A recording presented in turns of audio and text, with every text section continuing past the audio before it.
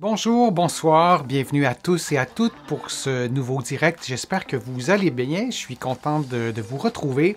Aujourd'hui, on va parler des fessiers, on va parler de la force de ces muscles, de leur souplesse et en quoi est-ce utile de parler de ces muscles qui sont parfois sous-estimés. Leur importance est parfois sous-estimée. C'est des muscles qui sont étroitement liés avec plusieurs problèmes musculo-squelettiques, on n'y pense pas tout le temps. Et donc, vous allez aussi trouver, je vous les présente à chaque direct, vous allez trouver aussi beaucoup d'informations sur les fessiers dans mes livres, notamment mon livre sur les douleurs au dos et au cou, 99 façons de les soulager, et aussi conseils d'un physio pour une meilleure posture et des articulations en santé. C'est important de parler de douleurs sacro-iliaques dans un contexte de muscles fessiers. Les douleurs sacro-iliaques et même la région sacro-iliaque, ce n'est pas la région la plus connue, disons. C'est une région pourtant qui est là. Et pour celles qui sont avec nous aujourd'hui, qui ont déjà eu, qui ont été enceintes, qui ont accouché, vous avez découvert probablement les plaisirs et les douleurs de la région sacro-iliaque dans certains contextes. Alors, c'est une région qu'on connaît mal dans l'imaginaire collectif, mais c'est une région qui peut causer de la douleur. Dans bien des cas, il y a des patients qui me consultent et qui me disent qu'ils ont une douleur au bas du dos. Et quand on examine comme il faut, c'est une douleur à la région sacro-iliaque que vous voyez en ce moment. Alors, c'est écrit articulation sacro-iliaque au centre. Vous avez l'os iliaque. Pour vous situer un peu, il y a le coccyx, cet os qui est vraiment le plus bas en dessous du sacrum. Il y a la symphyse pubienne qui est devant. Et il y a le sacrum que vous voyez. On va voir tout ça en détail. Si on continue dans les planches anatomiques, là, on est de dos. Tout à l'heure, j'aurais dû vous dire qu'on était de face. Alors, vous voyez le coccyx en gros. Vous voyez le sacrum qui est juste au-dessus. Et il y a les os, chaque os iliaque qui sont chaque côté. Et de la façon que la photo est prise, on ne voit pas la symphyse pubienne qui est évidemment devant. Et si je vous montre le sacrum, on le voit de face, ou de dos plutôt, et on le voit de profil. Et on voit la courbe du sacrum, et de face, c'est une pièce osseuse qui est triangulaire. Et lorsqu'on la regarde de côté, c'est presque une pièce préhistorique. C'est un reliquat de la préhistoire, probablement. Et si je vous le montre, le sacrum, de façon illustrée, vous voyez vous voyez que c'est une illustration, c'est un schéma, mais vous voyez qu'il y a une articulation, et ce qui est en bleu pâle ou en mauve, ou peu importe la couleur que vous voyez, c'est la partie qui s'articule avec l'os iliaque. Alors, vous voyez sur cette diapo-ci, on vous montre l'articulation sacro-iliaque. Je pense que c'est très clair. Et si ce n'est pas clair, posez-moi des questions. Je vais pouvoir corriger le tir. Mais il y a ces lignes qui sont de chaque côté entre le sacrum et l'os iliaque. Si on continue dans les illustrations, et je pense que c'est absolument indispensable de vous montrer ces diapos pour se familiariser avec cette région sacro-iliaque, vous voyez ce qui est en rouge, qui serait l'inflammation de l'articulation sacro-iliaque. On le voit bien comme ça. Et si on regarde sur un modèle qui est en 3D, qui est amplifié, là, on dirait presque que le feu est pris dans la sacro-iliaque, mais ça vous donne une idée. Si je vous le montre un petit peu en angle, ça donne ça.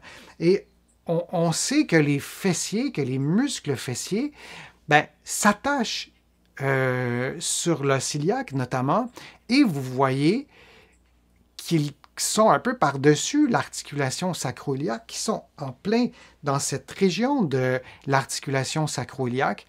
Alors, lorsqu'on a des douleurs au bas du dos, on peut aussi s'assurer soi-même de voir si c'est une articulation vraiment lombaire au bas du dos, ou si c'est plutôt une articulation sacro-iliaque. Vous pourriez faire le test avec moi. Je vais vous remontrer l'articulation. Alors, si vous placez vos mains sur vos crêtes iliaques, vous êtes peut-être en position assise. Alors, mettez vos mains sur votre bassin. Je pense que je vais me lever un petit peu pour vous montrer. Alors, si vous mettez vos mains ici, sur le bassin,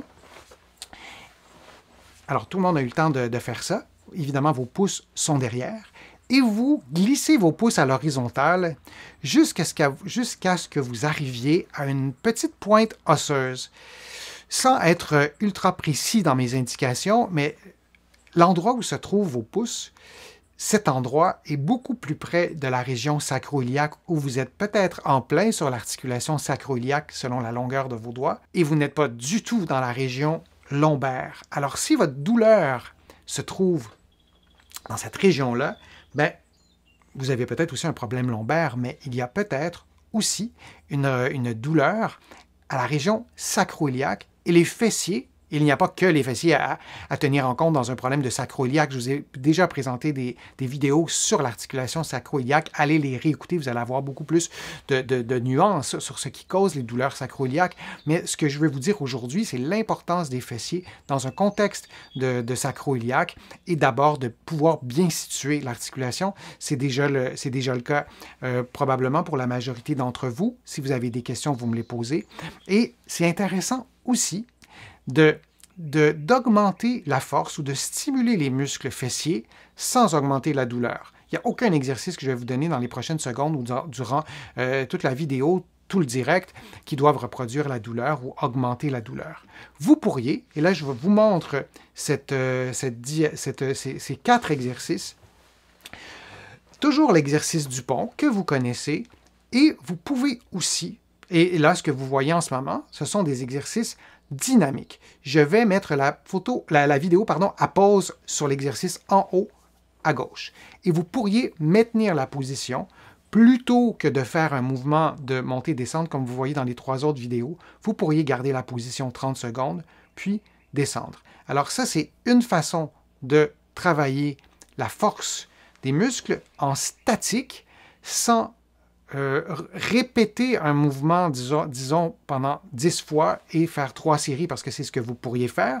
10 mouvements, vous faites 3 ou 4 séries. Vous pourriez faire des exercices statiques. Alors, pour l'articulation sacro-iliaque, parfois, le corps préfère faire des exercices statiques. On peut aussi faire des exercices debout. Il y a d'autres exercices qu'on peut faire pour stimuler les fessiers dans plein de positions et c'est important de varier les positions, notamment la position debout. Mais le fait de faire les exercices, notamment dans cette position-là, ça peut vous aider. Et j'attire votre attention aussi sur l'exercice en bas à droite. La personne tient un poids. Peut-être qu'on ne le voit, c'est pas si évident que ça qu'elle tient un poids, mais il y a un poids. Et donc, ça devient beaucoup plus difficile parce que c'est important que vous adaptiez les exercices à vos capacités physiques.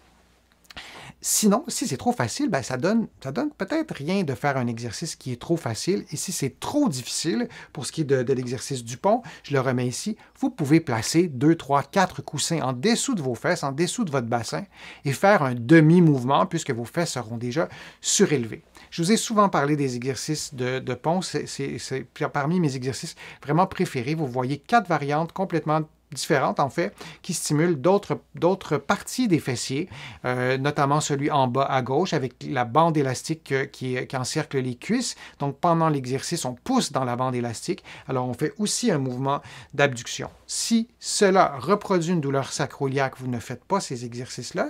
Évidemment, vous consultez un professionnel de la réadaptation, vous consultez votre médecin pour pouvoir comprendre ce qui se passe aussi et de vous assurer que vous avez bel et bien un problème avec l'articulation sacro-iliaque. C'est intéressant aussi de s'intéresser à la souplesse des muscles dans un problème de douleur sacro-iliaque. Le premier exercice que je veux vous montrer, c'est un exercice simple à faire. Vous placez votre cheville sur le genou opposé et avec vos mains, vous dirigez votre genou vers l'épaule opposée. Est-ce que vous arrivez à faire ça en position couchée? Vous gardez la position 30 secondes jusqu'à 60 secondes et vous relâchez. Puis vous pouvez refaire du même côté ou de l'autre côté, mais chose certaine, vous faites l'exercice des deux côtés toujours, même si votre problème est seulement d'un côté. Et il y a souvent un débat, est-ce qu'on doit tenir 30 secondes, est-ce qu'on doit faire plusieurs mouvements, combien de temps? Les études n'ont pas démontré la meilleure recette pour assouplir un muscle. L'important, c'est de tenir quand même quelques secondes. Moi, je ne vous recommande pas de donner des coups à la fin du mouvement, d'y aller de façon fluide, de respirer librement pour vous aider à relâcher le tonus musculaire, disons ça comme ça, et ça vous permet donc de faire l'exercice de flexion en diagonale couché sur le dos. Je vous montre cette variante-ci de l'exercice. Une façon différente, modifiée en fait de faire le même exercice que vous venez tout juste de voir, c'est l'exercice qui ressemble au précédent, mais vous allez aussi effectuer une flexion de la hanche opposée. Alors, vous allez mieux voir ce côté-là. Vous vous aidez avec vos mains, bien important, et vous faites une flexion, en l'occurrence de la hanche droite, pendant que votre cheville gauche est sur votre genou droit. Et vous tenez la position pendant quelques secondes, ou sinon, vous tenez la position plus longtemps et vous prenez une pause après et vous répétez, évidemment, quelques fois. Vous pouvez répéter 3 ou 4 fois, 50 secondes chaque fois. Vous ajustez vraiment les paramètres et vous le faites, comme je le disais, des deux côtés. C'est bien important de faire tous les exercices des deux côtés. Alors, c'est une autre façon de faire un exercice de souplesse des fessiers. Il y en a vraiment, mais vraiment plusieurs. Je vous montre un autre exercice que vous faites cette fois en diagonale. C'est un exercice ça ressemble quand même à l'autre exercice, mais vous êtes en position assise. La hanche n'est pas placée de la même façon, vos genoux ne sont pas placés de la même façon. Et ce qui est archi important, c'est de maintenir votre dos. Et si vous êtes probablement en position assise, faites-le. En ce moment, je vais vous le remontrer. Placez votre cheville sur le genou opposé et assurez-vous d'être le plus droit ou la plus droite possible et de garder le creux du dos le plus normal possible, votre creux normal à vous, et vous respirez et vous gardez la position quelques secondes. Si vous faites l'exercice et votre dos bascule de cette façon-ci, vous relâchez vos fessiers. Les muscles fessiers s'attachent sur la crête iliaque, comme vous voyez en ce moment, sur votre bassin. Donc, lorsque vous faites l'exercice comme ça, si votre bassin bascule ou tourne vers l'arrière, vous relâchez le point d'insertion. Un muscle, pour être bien assoupli, doit être étiré des deux bouts, disons, pour le dire comme ça. En l'occurrence, le bassin doit être immobile et votre fémur, votre jambe aussi doit être en mouvement pour pouvoir bien assouplir. Je vais vous montrer deux façons de masser, de faire un automassage. Je vous montre la première avec un rouleau. Et c'est intéressant de s'assurer de masser, comme vous le voyez en ce moment, jusqu'à la crête iliaque et d'aller jusqu'à l'ischion, jusqu'à l'os des fesses qu'on ressent lorsqu'on est assis longtemps, par exemple, au cinéma.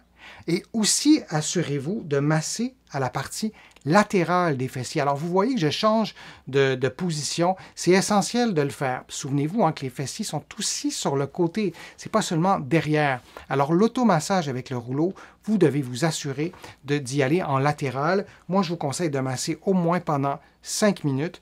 Vous pouvez mettre aussi une chaleur humide après l'automassage, ce qui peut favoriser aussi la détente. Alors ça, c'est le premier type de massage avec un rouleau. Une autre façon de faire l'automassage, comme vous le voyez, c'est avec une balle.